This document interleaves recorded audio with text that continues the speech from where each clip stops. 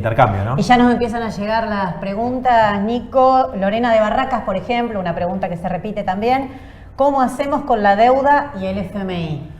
Bueno, con respecto a esto, hay muchas consultas que nos hacen, digo, Sí. es un tema... En la calle, en todos lados. En la calle, en todas partes, muy importante. Si ustedes escuchan a las candidatas, los candidatos de los partidos tradicionales, ya todos hacen declaraciones de cómo van a hacer para pagar la deuda, ¿no? Y están poniendo condiciones permanentemente, diciendo, bueno, hay una situación muy difícil que se hereda del gobierno de Macri, ¿no? Un endeudamiento enorme, si ustedes se fijan, son 40.000 millones de dólares en promedio por año que hay que pagar, del 2020 al 2023. O sea, una deuda que los economistas de distintos sectores dicen es impagable, ¿no? Entonces, ahora, ¿qué es lo que nosotros venimos sosteniendo?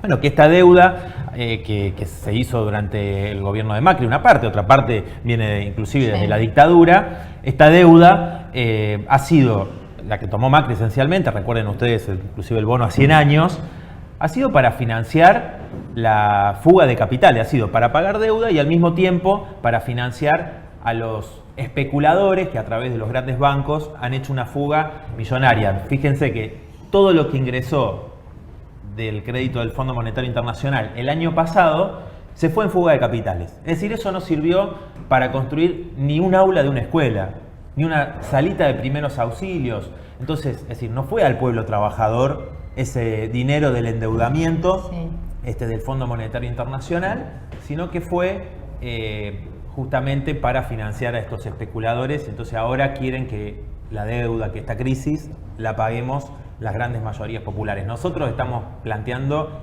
invertir completamente las prioridades, ¿no? Es decir, lo primero es garantizar un salario mínimo que sea equivalente al costo de la canasta familiar, garantizar que ningún jubilado cobre menos de lo que cuesta la canasta básica del jubilado, es decir, ningún jubilado puede ser pobre en la Argentina.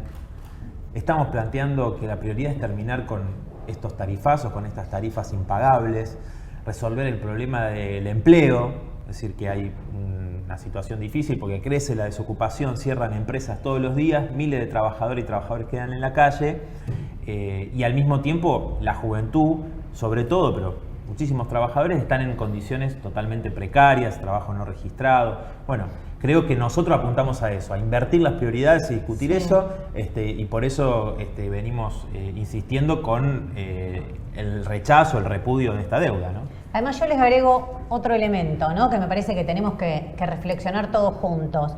Aquellos que vinieron diciendo todo este tiempo desde la oposición que la deuda era fraudulenta, que Macri pedía plata al Fondo Monetario y se la fugaban sus amigos, que beneficiaba a los amigos del country con todos estos negociados, ¿qué van a hacer si llegan al poder? ¿Qué va a hacer el peronismo en sus distintas variantes si llega al gobierno? ¿Van a pagar sin investigar todo esto? O sea, dijeron que era un fraude cuando estaban en la oposición. Yo pregunto, si llegan al gobierno, ¿qué van a hacer con la deuda? Porque si es fraudulenta, si es un robo, porque te dicen las deudas hay que honrarlas, pero honrar el robo, honrar el fraude, ¿van a pagar sin chistar?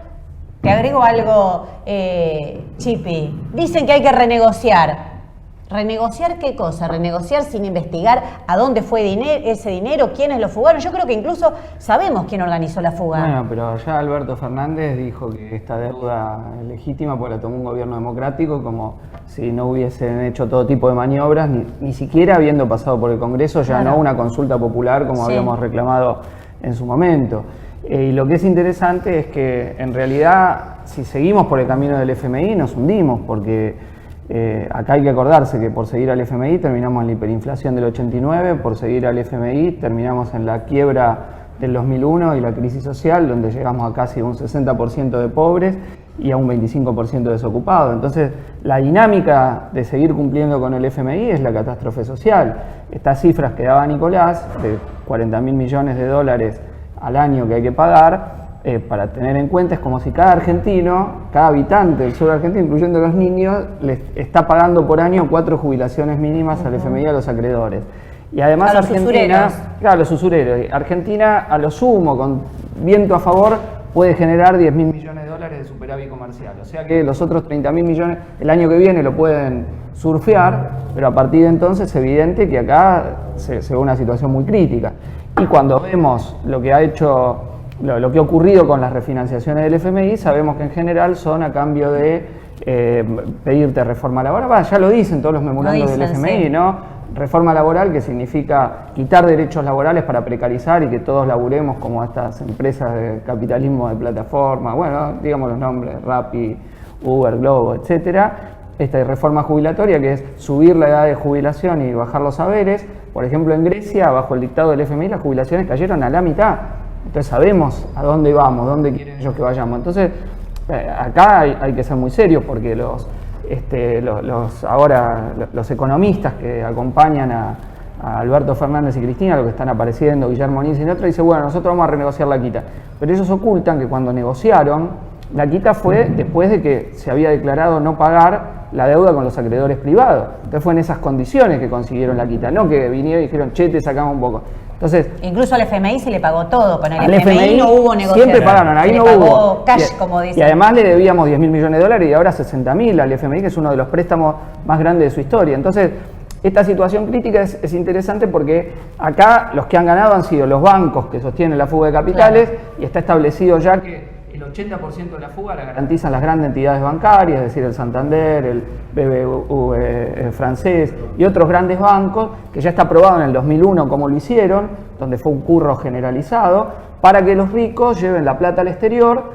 Toda la clase dominante argentina, que no paga los impuestos acá, los especialistas en impuestos dicen que la mitad de todo el impuesto a las ganancias, mira, esta cifra es enorme, que tendrían que pagar los empresarios, no lo que le sacan al laburante, la parte que pagan los empresarios, la mitad le evaden. Y después, ¿dónde terminan? Los paraísos fiscales gracias a estos bancos. Entonces, lo que entró del FMI fue para financiar eso. Entonces, esta deuda es clave. El que no dice qué va a hacer con la deuda, bueno, se está preparando para seguir cumpliendo con los acreedores. Bueno, es lo que decía Nicolás recién, no hay que invertir las prioridades. Tienen que decir cuáles son las prioridades. Si sostener la fuga y sostener la deuda fraudulenta o invertir las prioridades. Si está primero la deuda, es joder a los jubilados, joder a los trabajadores, joder la educación, joder la salud. En realidad por eso mucha gente nos pregunta, ¿no? ¿Qué pasa si no se paga la deuda, ¿no? Ahora, hay una primera respuesta, que es lo que decíamos recién, tenemos recursos para poder satisfacer las necesidades de las mayorías populares.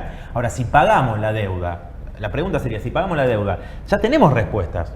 Ya tenemos respuesta de qué pasa. Sabemos cómo termina. Sabemos cómo 89-2001. Y lo que sucede en Grecia y en todos los países donde se aplican los planes del Fondo Monetario Internacional. Digo, eso hay que tenerlo claro, porque a veces mucho de los medios de comunicación se instala esta idea de resignarse. ¿No? Bueno, sí, no queda otra, ¿no? No queda otra, entonces los trabajadores tienen que eso es a propósito, eso lo hacen a propósito. Ellos te presentan como que la catástrofe sería no poner primero a los acreedores, justamente lo que defiende los intereses de los acreedores. Y la catástrofe es por cumplir con el FMI y los acreedores, no por desafiarlo. Además, para lo cual se necesitan millones en las calles, obviamente, ¿no? Cristian, como decimos siempre, y se necesitan millones en las calles, todos se apuran a cumplir con fallos como del juez Griesa o pactos firmados de espalda del pueblo, porque esta deuda no pasó por el Congreso, la decidió Macri y 4 amigos, y hay un fallo de un juez argentino que ya tiene varios años que dice que la deuda heredada de la dictadura es fraudulenta, y eso nadie se apura a cumplirlo. Hacen una maniobra, que es decir que se votó en el presupuesto, entonces pasó por el Congreso. Sí, cuando ya tomaste la deuda. Cuando ya estaba hecha, sí. Eso es una maniobra, y que se la votaron muchos de los que ahora